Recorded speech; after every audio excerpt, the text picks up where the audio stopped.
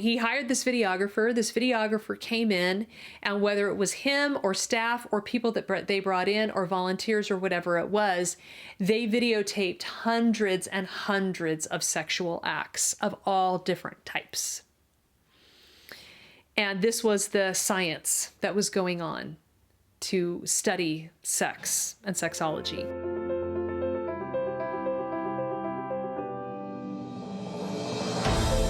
There is a man named Alfred Kinsey who paraded as a scientist and I guess technically had certain training and credentials, but did not act like a scientist in any way, shape, or form.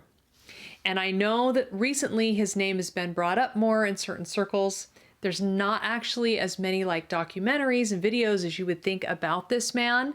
And instead of you having to go out there and watch all that stuff, I first wanted to bring to your attention how important a person he is, what a huge impact he's had, and just give you some basic information about him so that you can understand other things as we talk more about sexual revolution topics and all of that. You have more of a frame of reference of who he was and why his life has mattered and why things that are cited about sex and sexology, some of them are just crap, because anything based on any of his work is just not going to be valid. So he's considered the father of sexology. He's the founder of the Kinsey Institute for Research in Sex, Gender, and Reproduction. And he was a vile man. I don't use that word lightly. I have studied a lot about him, and there's just almost nothing good to say about him. And that's not true of very many people, but it is true of him. And he grew up in a strict religious Methodist home. I don't know what that looks like. As far as I can tell, there wasn't like abuse or anything. It was just strict. And because it was strict, there were certain parameters around sexual behavior. And apparently he had a huge drive and he felt really sexually frustrated because he wanted to act out in certain ways. And he was kind of told that he shouldn't do that. And so then he would try to pray it away and try to make himself feel better by praying so that he wouldn't be like, have a sexual appetite or whatever, or like want to do whatever it was he wanted to do. And so I don't know all the details of his anti-conversion or his, leaving his religion behind. But in his 20s, probably partially as a product of, going to college and being out of the home and other things, he, lost his faith, I guess is the way that we say it. And he decided that religion was oppressive and it was hypocritical, and it had made his life miserable, and it had caused him all this sexual frustration because his father was so strict, and it created all this intense anger and resentment in him. And in fact, this is one biographer says that the anger that it says he lost his religion and turned with fury on religion. That anger remained with him all his life. And in fact, his colleagues also said about him that they believed that his anger fueled his research. So it was clear to everybody around him what was actually really driving him. And that he wasn't actually really interested in doing good science. He was actually interested in justifying his own sexual appetite and having it be justified in the world and having other people move in that direction with him. And he had, I don't know if he would have considered himself completely homosexual, but he definitely had sexual relationships eventually with all genders and pretty much all ages. And he allowed this appetite to grow and it became insatiable. He was definitely a very, very deep sex addict. And he put on a front of a happy family life, especially then. At that time and place, it was kind of what was socially acceptable, and it's what allowed him to get away with moving on in his work. But there was like no semblance of any like loyalty or faithfulness or anything like that. And I don't know a lot about his wife and what she participated in. She had to have known some of the things, and I just don't know how much she participated and how much that she knew. So he decided that he wanted to do research into sex, and that's why he's the father of sexology, because he was going to turn it into a science, and he was going to open up and liberate the world sexually. So this was in the 30s and 40s. His seminal book was published in 1948. And so this is all the research and experiences leading up to that point. So what he did was he got some staff together. He gathered some people around him, his research team, and they were going to do research. But the issue was, how do you research sex? Like, really? And so he did send out surveys, but these surveys were also very unhealthy, and they would not ask you if you had done certain things. They would ask you how often you had done certain things, and they were a wide range of sexual perversions, all the way like into bestiality and beyond. And so people were, that was one of many efforts that he made to try to normalize perverted, unhealthy sexual behaviors. And so he would send out these surveys and get those in, and they would gather those data. And in fact, they were so inefficient that I watched an extensive interview with the Kinsey Institute director. I think he was the director in like the 80s or 90s. And he admitted, like, we still have boxes and boxes of like surveys that were turned in and things like that that have never been gone through. And so actually he wasn't just trying to gather data from the populace, and he wasn't like doing healthy things. He was actually just a sex addict who was doing all kinds of nasty things and illegal things. So some examples are, he told his staff that in order to engage in this work, they would need to participate in as many different types of sexual behaviors as possible. He encouraged them to sleep with each other, to sleep with each other's wives, to sleep with whoever, and to experiment and try all kinds of different things in their activities. And he actually eventually hired a Hollywood filmmaker, videographer, I can't remember his name. And Kinsey told him, he's like, you know, this is what we're going to do, and just be prepared, because the more you see, the more you become desensitized. And so you need a harder and harder hit in order to have like stimulation personally. And, you know, that just, I mean, that just goes into the whole pornography issue. But, so he hired this videographer. This videographer came in, and whether it was him or staff or people that they brought in or volunteers or whatever it was, they videotaped hundreds and hundreds of sexual acts of all different types. And this was the science that was going on to study sex and sexology. Another thing that he did was go into prisons and interview pedophiles. And he even worked with a former Nazi leader that was like undercover, that was getting him information. And this Nazi leader was also a pedophile, and these pedophiles would claim that the children enjoyed it and that they were helping the children explore their sexuality. And so he was gathering information from sexual perverts. And then probably one of the most disturbing things that I learned about him, in addition to all these other vile things, is that he found, okay, so there was a particular pedophile who worked for the government, I think in Arizona. And he had actually worked with another scientist that Kinsey knew. And this other scientist had like asked him questions about things that he did. And this man was, he traveled, and he was a prolific pedophile.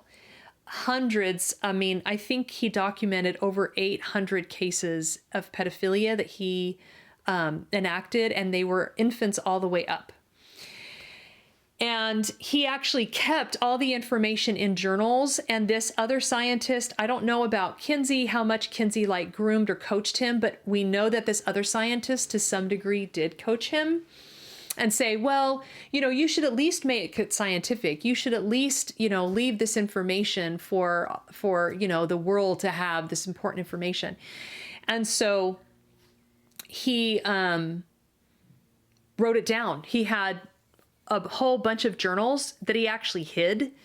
And then Kinsey's people would go meet up with him, and they would make exchanges and protect him. They knew he was an active pedophile, and they would use his journals in their research. And in fact, they protected those that they collaborated with under privacy policies. And in fact, the Kinsey Institute said it would have been the highest moral violation to have reported these active pedophiles when they were promised secrecy to get the information. So first, they do this illegal and highly immoral and vile act. And then Kinsey and his people collaborate with them, promise them secrecy, and then have to stand on high moral ground, not turning them in, because it would be so immoral for them to turn them in after they had promised them secrecy. And so when he finally published his book in 1948, Sexual Behavior in the Human Male, pretty much all of chapter 5 of this came from the diary of this man who had abused so many children. And it talked about, I don't even want to tell you what this chapter 5 talked about, but it's enough to say that it was abhorrent abuse of infants all the way up. And so, and there was a lot of justification in the work as to how children enjoyed sex, and they were helping them, and they were, you know, teaching them, and then they enjoyed it just as much, and blah, blah, blah, and all this garbage and just filth. So when the book came out, it instantly sold over 300,000 copies, and it was compared to the atom bomb. So here's a few things that happened after he wrote it. In the book, he said, unless we want to close our eyes to the truth or imprison 95% of our male population, we must completely revise our legal and moral codes. And so, of course, he's talking about criminals who are abusing children and other adults, and very sexually addicted adults who are engaging in very unhealthy behaviors. And he's trying to normalize it by putting it in a book and acting like it's normal scientific research. And why he wasn't taken down and imprisoned in that moment is just a witness to the corruption that was just profound corruption even in 1948. I just cannot believe that people would read these chapters. I mean, I've seen the pages and I've looked at what's in the book, and it's absolutely vile. And I can't believe people were reading it. All the magazines, Life, Time, and others had 5 to 6 page spreads on him and on his book. And it was given out as revolutionary. It was going to change everything. And frankly, we always talk about the sexual revolution happening in the 60s, but really it was Kinsey's work that opened people's minds and changed, because all through the 50s, okay, so I'll just tell you this. So they do all these spreads on him, and then from 1948 to 1956, he traveled the world advising governments how to modernize antiquated sex laws. From Britain, where he advised the Wolfenden Committee on Homosexuality, to Europe and America, his advice was key to updating sexual attitudes, codes, and laws. So he does this research, this bomb hits of a book. People actually take it seriously and don't incarcerate him, which they should have done. They actually bring him into world committees and into high levels of government, and they consult with him on how laws should be rewritten. And so the door gets opened, right? So it's wide open now. All these things that weren't legal now become more legal, more standardized, more acceptable. And then, of course, you have Hollywood normalizing things like having affairs and having a lot of sex before marriage and having a lot of partners, because that's activity they're engaged in. And so by the time we hit the 60s and the birth control pill hits, we've already been primed like for a dozen years or more. And we're ready for that free love movement to happen, and to take it down from, these Hollywood people to the average person being able to engage in this. So, it's interesting when I do this kind of research, because it just seems so impossible to believe, but then I just go check multiple sources, and then it's just there. And then I'm just blown away. And of course, this is all the kind of stuff, again, that you're not hearing about in school, because the truth is being hidden from you in so many key ways, and you don't know we aren't given access to some of the most important information and facts from our own history. So the last thing I want to say is I watched this interview with this director. His name was John Bancroft. From the Kinsey Institute. It's absolutely mind-blowing what this man said. So when he was asked about the research, he said, "I think people have got to ask themselves the question, do they believe research into sexuality should be done or should not be done? Particularly research into sexuality, which might in some sense be illegal." Okay. So he just said it, right? He knows that what went on was illegal. He knows that it shouldn't have been done. And he's making justifications now in the 80s or 90s, and these justifications have been made all the way along for what's happening. And so then, and some more of this has come to light late, after the fact. But I mean, frankly, if you look at those tables in chapter 5, the first thing you should do is ask yourself the question, where in the world did we get this information? Why would we be having this information on infants? It's clear that it couldn't be anything but pedophilia. So he says this. So then the interviewer says, "But if the cost potentially is more children at risk of abuse, can that cost be justified?" And here's how the director of the Kinsey Institute responds. "Consider the cost of remaining ignorant. Unless we know about these behaviors, we'll be in a much worse position than if we have more information about them." That was Kinsey's view. Kinsey didn't ask anybody to carry out any particular form of sexual behavior. He simply asked them to let him know of any experiences they'd had. Lie after lie after lie. So, of course, he asked people to engage in particular behaviors. We know that from his own staff. And of course, he covered up his sources because they were illegal and immoral. And I just can't believe that America embraced it, and that we allowed this man to continue to do what he was doing and to just corrupt a nation. So this is kind of, I think, in terms of where we are today, the beginning of one of the most important beginnings of really the complete unraveling of the moral structure of our society. And we can see that sex work is called sex work now, and fetishes, and the normalization of transgenderism and all these other things are just indicative of this is where this road is going to lead. There's nowhere else it can go. So I know that was yucky things to cover and information that's not fun to talk about. But I think it's important that we know, especially for all the parents out there, to be able to trace these things back, to be able to know how to discern, to be able to make sense of how we got here, and to know that the sources of the information that is being fed to you now are not trustworthy sources is so liberating. To know that truth that can really make you free, and to know that these sexual perversions come from sources that were also sexually perverted, and that